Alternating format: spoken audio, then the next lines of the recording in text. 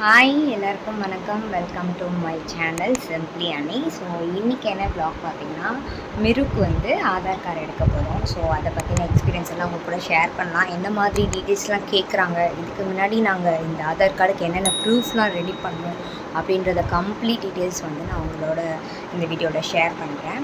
So வாங்க வீடியோக்குள்ளே போகலாம்.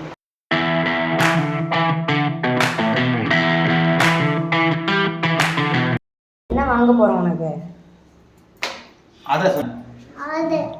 ஆதார் எடுக்க போகிறோமா?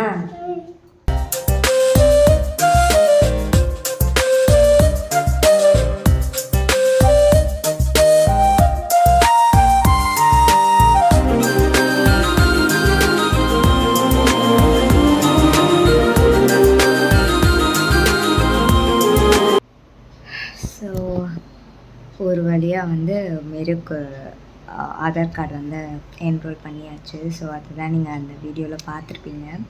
ஸோ இப்போ நான் என்ன இதில் ஷேர் பண்ணணும்னு நினச்சேன்னா, நியூ பேரண்ட்ஸ் புதுசாக அவங்க குழந்தைக்கு வந்து நீங்கள் வந்து ஆதார் நியூ என்ரோல் அப்டேட் பண்ணுறீங்க அப்படின்னா, இங்கே நிறைய ப்ரொசீஜர் வந்து நமக்கு தெரியாமே நடந்துகிட்ருக்கு. நம்ம இதெல்லாம் ஒரு விஷயமானு அப்போ யோசிச்சுருப்போம். பட் ஆனால் இப்போ அது வந்து நமக்கு ஒரு ப்ராப்ளமாக மாறும். மோஸ்ட் ஆஃப் த ஆதார் கார்டில் பார்த்தீங்கன்னா, நிறைய பேருக்கு இப்போ வந்து அந்த இனிஷியல் ஃபாதர் நேம் வந்து ஃபுல்லாக இருக்கிறது வந்து ஒரு பெரிய ப்ராப்ளமாக இருக்குது. ஸோ என் பர்த் சர்டிஃபிகேட்டில் பார்த்தீங்கன்னா, மதர் நேம் என்னோடய பேர் ப்ளஸ் இனிஷியல், ஃபாதர் நேம் அவங்க அப்பாவோட பேர் ப்ளஸ் இனிஷியல், இப்படி தான் இருக்குது. அண்ட் எல்லா கவர்மெண்ட் இஷ்யூ டாக்குமெண்ட்ஸ்லையுமே லைக் நம்மளோட மார்க் ஷீட்ஸ் அப்புறம் எல்லாமே எல்லாத்துலேயுமே இந்த மாதிரி ஃபார்மேட்டில் தான் கவர்மெண்ட் வந்து கொடுக்குறாங்க. பட் ஆனால் ஆதார் என்ரோல் பண்ணுறதுக்கு என்னென்னா, பேரண்ட்ஸோட ஆதார் கார்டு அண்ட் குழந்தைங்களோட பர்த் சர்டிஃபிகேட் இது ரெண்டுமே சேமாக இருக்கணும். இதுதான் பிரச்சனை. ஸோ எனக்கு வந்து என்ன ஆச்சுன்னா, என் ஹஸ்பண்ட்க்கு ஆதார் கார்டில் வந்து வெறும் ரேவந்த், அவங்க பேர் ரேவந்த். ஸோ ரேவந்த் மட்டும் இருக்குது. இனிஷியல் வந்து எதுவும் மென்ஷன் பண்ணல. அதுக்கு பதிலாக ஃபாதர் நேமில் வந்து அவங்களோட ஃபாதர் நேமை ஃபுல்லாக எழுதியிருக்காங்க, அப்டேட் பண்ணியிருக்காங்க. So other documents like mark sheets அப்புறம் அவரோட டிகிரி சர்டிஃபிகேட்ஸ் இந்த மாதிரி கவர்மெண்ட் இஷ்யூ டாக்குமெண்ட்ஸ் எல்லாமே அவங்களோட bear with initial Revanth S அப்படி தான் இருக்குது. ஸோ இப்போ இதுதான் ப்ராப்ளம் ஆகுது. இப்போ நம்ம அது கொண்டு போய் கொடுக்குறோம் அப்படின்னா, சில கவர்மெண்ட் நகராட்சியில் அங்கெல்லாம் போகிறோம், போஸ்ட் ஆஃபீஸ் அங்கெல்லாம் போகிறோன்னா first of all queue token system சொல்கிறாங்க. ஸோ அதனால் டெய்லி க்யூ இருக்குது. அண்ட் குழந்தைங்கள வந்து நம்ம க்யூவில் நிற்க வச்சு ஒரு ஆதார் எடுக்கிறது அப்படின்றது ரொம்ப சாதாரண விஷயம் இல்லை. ஏன்னா ஆல்மோஸ்ட் லைக் ஒரு 10 days நான் வந்து போஸ்ட் ஆஃபீஸ்க்கு இதுக்காகவே போயிட்டு வரேன். இந்த மாதிரி இஷ்யூஸ்லாம் நான் ரொம்ப ஃபேஸ் பண்ணேன். பட் இப்போ ஃபைனலாக நான் வந்து அதாவது ஒரு பேங்க்கில் ஆதார் சென்டர் இருப்பாங்க இல்லையா, அதை கவர்மெண்ட் இஷ்யூ பண்ணாங்களா இல்லை அது வந்து தனியார் ஏஜென்சியான்னு தெரில, ஏஜென்சி தான் நினைக்கிறேன். ஏன்னா நீங்கள் வந்து கவர்மெண்ட்டில் போஸ்ட் ஆஃபீஸில் எடுக்கிறப்போ அது ஃப்ரீ என்ரோல்மெண்ட்க்கு. ஸோ இந்த மாதிரி நம்ம தனியாக பண்ணும்போது 200 சம்திங் பே பண்ணுற மாதிரி இருந்துச்சு. அது வர்த் இட் தான். ஏன்னா நம்ம வந்து அலைய வேண்டிய அவசியம் இல்லை, ரொம்ப நேரம் வெயிட் பண்ண வேண்டியதில்லை, உடனே முடிச்சு கொடுத்துட்றாங்க. இப்போது நான் எதுக்கு இதை சொல்ல வந்தேன் அப்படின்னா, ஸோ இந்த ஆதார் அப்டேட் எடுக்கிறப்போ வர ப்ராப்ளம் என்ன அப்படின்னா, நியூ என்ரோல்மெண்ட்க்கு ஆஸ் பர் ஆதாரில் இருக்கிற மாதிரி தான் அவங்களோட பேரண்ட்ஸ் நேம் வந்து பர்த் சர்டிஃபிகேட்லேயும் இருக்கணும். அப்படி இல்லைனா ஒன்று நீங்கள் ஆதாரில் சேஞ்ச் பண்ணுங்கள், இல்லை பர்த் சர்டிஃபிகேட்டில் சேஞ்ச் பண்ணுங்கள் அப்படின்றாங்க. இப்போ நம்மளோட சர்டிஃபிகேட்ஸ் எல்லாத்துலேயுமே சேமாக இருக்குது, இன்க்ளூடிங் பர்த் சர்டிஃபிகேட் மாதிரியே. பட் ஒன்லி ஆதாரில் மிஸ்டேக் இருக்குது அப்படின்றப்போ நம்ம ஆதாரில் தான் சேஞ்ச் பண்ணணும்னு நினைப்போம். பட் இங்கே தான் ஒரு பெரிய சட்ட சிக்கல் ஒழிஞ்சிருக்கு. என்ன ப்ராப்ளம்னா, மோஸ்ட் ஆஃப் த ஃபாதர்ஸ்க்கு நம்ம இந்த மாதிரி ஃபார் எக்ஸாம்பிள் என் ஹஸ்பண்ட் பேர் வந்து ரேவந்த், அவங்களோட ஃபாதர் நேம் சுரேஷ்குமார். இப்போ சில ஆதார் கார்டில் எப்படி இருக்குன்னா, ரேவந்த் சுரேஷ்குமார்னு இருக்குது நேமில், அண்டு ஃபாதர் நேம் தனியாக இருக்கிற காலமில் சுரேஷ்குமார்னு டெரைவாக போட்டிருப்பாங்க. அந்த மாதிரி இருக்கும் சில பேருக்கு அந்த மாதிரி ஒரு ப்ராப்ளம் வருது. என் ஹஸ்பண்டை பொறுத்த வரைக்கும் ரேவந்த்னு மட்டும் இருக்குது, இனிஷியல் மென்ஷன் பண்ணல. அதுபோல் ஃபாதர் நேமில் சுரேஷ்குமார்னு இருக்குது. இப்போ அதை வச்சு எடுக்கணும் அப்படின்னா முடியாதுன்னு சொல்லிட்டாங்க. ஏன்னா பர்த் சர்டிஃபிகேட்டில் ரேவந்த் எஸ்ன்னு இருக்குது. ஸோ இதில் வெறும் ரேவந்த்ன்னு இருக்குது, ஃபாதர் நேம் தனியாக ஒரு காலம்னு இருக்குது, அது அக்செப்டபிள் இல்லை அப்படின்னு சொல்கிறாங்க. சரி என்னோடய பேரில் வச்சு எடுக்கலாம் அப்படின்னா, என் பேரில் அனிதா ரவிக்குமார்னு நேமில் இருக்குது ஆதார் கார்டில். அண்டு வந்து பர்த் சர்டிஃபிகேட்டில் அனிதா ஆர்னு இருக்குது. ஸோ இது நம்ம யாரை குறை சொல்கிறது அப்படின்றது ஒரு பெரிய கொஷின் மார்க்காக இருக்குது. ஆப்வியஸ்லி இப்போ ஆதார் கார்டில் தான் நம்ம நேம் சேஞ்ச் பண்ணி ஆகணும்.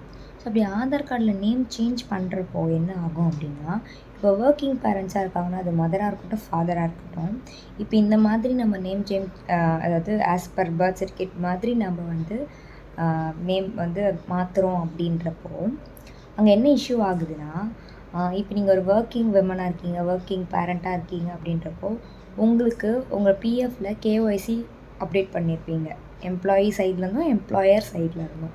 ஸோ இந்த கேஒய்சியில் அது ப்ராப்ளம் ஆகும் அப்படின்றாங்க.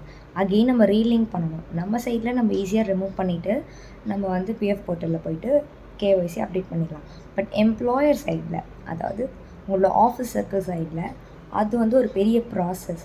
ஸோ இது வந்து ஈஸி கிடையாது அப்படின்னு நான் கேள்விப்பட்டேன். ஸோ இந்த ஒரு ரிஸ்க் காரணமாக நான் என்ன டிசைட் பண்ணேன்னா, இப்போ நான் வந்து பிரேக்கில் இருக்கேன். ஸோ இன் ஃப்யூச்சர் நான் ஒர்க் போகிறப்ப தான் நான் இதை ஃபேஸ் பண்ணணும். அண்ட் ஆல்சோ மிருக்கும் நம்ம இப்போதைக்கு ஆதார் கார்டு எடுத்தே ஆகணும், அப்போ தான் ஸ்கூல் சேர்க்க முடியும். ஸோ இந்த மாதிரி பல சிச்சுவேஷன் இருக்கிறதுனால நான் என்ன பண்ணேன்னா, என்னோடய நேம் வந்து நான் கரெக்ட் பண்ணிட்டேன் ஆதாருக்கு. ஸோ இதுக்கு நான் என்ன பண்ணியிருந்தேன்னா, பக்கத்தில் இருக்க நகராட்சி ஆஃபீஸ் போயிட்டு சேம் கியூ சிஸ்டம் தான், பட் வேறு வழி இல்லை. ஸோ நான் மட்டுமே போயிட்டு குழந்தைய விட்டுட்டு நேராக நகராட்சியில், பல்லாவரம் நகராட்சியில், எங்கள் ஏரியாவில் இருக்க நகராட்சியில் போயிட்டு 75 ருபீஸ் இந்த அப்டேட் பண்ணுறதுக்கு, எனி சேஞ்சஸ் உங்களோட ஆதாரில் அதுக்கு வந்து நம்ம அப்டேட் பண்ணிவிட்டு வந்தாச்சு. இதுக்கு என்ன ப்ரூஃப் கேட்டிருந்தாங்கன்னா, உங்கள் பேர் இதே மாதிரி இருக்கிற எனி கவர்மெண்ட் ப்ரூஃப், ஃபோட்டோ ப்ரூஃபோடு வேணும். பேன் கார்டு இதுக்கெலாம் அக்செப்டபிள் இல்லைன்னுட்டாங்க. ஸோ அதனால் என்னோடய மார்க் ஷீட்டில் இந்த மாதிரி அனிதா ஆர்னு தான் இருக்கும், வித் ஃபோட்டோ ப்ரூஃபோடு இருக்கும். அதில் என்னோடய ஃபோட்டோ இருக்கும், சேம் அதே மாதிரி பேர் இருக்கும். ஸோ அந்த மாதிரி ஏதாச்சும் இருந்தால் ஓகேன்னு சொன்னாங்க. ஸோ என்னோடய 10th and 12th ரெண்டுமே நான் எடுத்துகிட்டு போனேன். பட் அவங்களுக்கு தேவை ஒன்று தான் அப்லோட் பண்ணுறதுக்கு, எல்லாமே ஒரிஜினல் தான் வேணும்னு சொன்னாங்க. Any document with original copy தான் வேணும்னு சொன்னாங்க.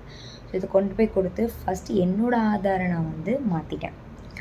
அதுக்கப்புறம் தான் வந்து இவளுக்கு நான் அப்ளை பண்ண போகிறேன். ஸோ இவளுக்கு அப்ளை பண்ணும்போது நான் நகராட்சிக்கு போகலை. ஏன்னா அந்த க்யூவில் அவளால் நிற்க வைக்கிறது ரொம்ப பாசிபிள் இல்லை அப்படின்றதுனால. ஏன்னா ஒரு குழந்தைங்க அந்த மாதிரி ஆகுறாங்க, ரொம்ப கிராங்கி ஆகிறதுலாம் நம்மளால் அக்செப்டே பண்ணிக்க முடியல. ரொம்ப நேரம் நம்மளால் அந்த தலைவலியை வெயிட் பண்ண முடியாதுன்றதுனால ஸோ நான் நேராக வந்து இந்த பேங்க் சைடில் இருக்கிற அந்த ஏஜென்சிக்கிட்டேயே போயிட்டு 10-15 மினிட்ஸ் தான் நாங்கள் வெயிட் பண்ணோம். அவங்க அழகாக வந்து உடனே பண்ணி கொடுத்துட்டாங்க. 200 பே பண்ணுற மாதிரி, வேறு வழி கிடையாது. நம்ம குழந்தை ரொம்ப நேரம் கிராங்கி ஆகாது ஒரு பிளேஸ்லேயே இருந்துன்றப்போ. ஸோ அதை நம்ம போஸ்ட் ஆஃபீஸில் போனால் ரொம்ப சீக்கிரமாக ஃப்ரீயாகவே பண்ணிட்டு வரலாம். ஆனால் அந்த பொறுமையை நம்ம குழந்தை கற்றுக்க மாட்டாங்க, அந்த ஒரு ரீசனால் தான். ஸோ அதனால் நான் அதையே பண்ணிவிட்டு வந்துட்டேன். ஸோ என்ன மாதிரி நியூ பேரண்ட்டாக இருக்கீங்க, உங்கள் ஆதார் கார்டில் இந்த மாதிரி ப்ராப்ளம் வருது, உங்களோட பர்த் சர்டிஃபிகேட்டில் குழந்தையோட பர்த் சர்டிஃபிகேட்டில் ஒரு பேர் இருக்குது, அதே மாதிரி டேட் ஆஃப் ஆதார் கார்டில் இல்லை அப்படின்ற பட்சத்தில் நீங்கள் ஆதார் கார்டில் தான் நேம் கரெக்ஷன் பண்ணுற மாதிரி வரும். ஏன்னா பர்த் சர்டிஃபிகேட்டில் மாற்றுறதும் அகெயின் நம்ம ஆதார் கார்டு வேறு எதுக்காக மாற்றும் போது ஸ்கூல் ஜாயின் வந்து இல்லை ஒரு சர்டிஃபிகேட் நீங்கள் வந்து ஒரு கம்யூனிட்டி சர்டிஃபிகேட்டோ இன் ஃபியூச்சர் குழந்தைக்கு வாங்குறீங்க அப்படின்னா அப்பயும் இதே ப்ராப்ளம் நீங்கள் ஃபேஸ் பண்ணி ஆகணும். ஸோ அதுக்கு பெட்டர் ஆதார் கார்டில் மட்டும்தான் சேஞ்சஸ் இருக்குன்னா நம்ம ஆதார் கார்டே சேஞ்ச் பண்ணிக்கலாம். அப்படி சேஞ்ச் பண்ணுறப்போ இந்த மாதிரி பிஎஃப் இஷ்யூஸ்லாம் இருக்குது. ஸோ அதை உங்களோட ஆஃபீஸில் நீங்கள் கேட்டு இதை நான் மாற்றிட்டா நீங்கள் எனக்கு உடனே வந்து கேஒய்சி அப்டேட் பண்ணிடுவீங்களான்னு கன்ஃபார்ம் பண்ணிவிட்டு பண்ணுறது தான் பெட்டர் ஆப்ஷன் அப்படின்னு நான் சொல்ல வந்தேன். ஸோ இதுதான் என்னோடய இன்ஃபர்மேஷனாக இருந்துச்சு.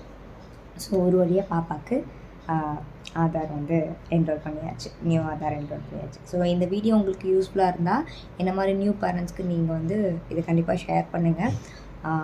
நெக்ஸ்ட் வ்ளாகில் பார்க்கலாம். பை.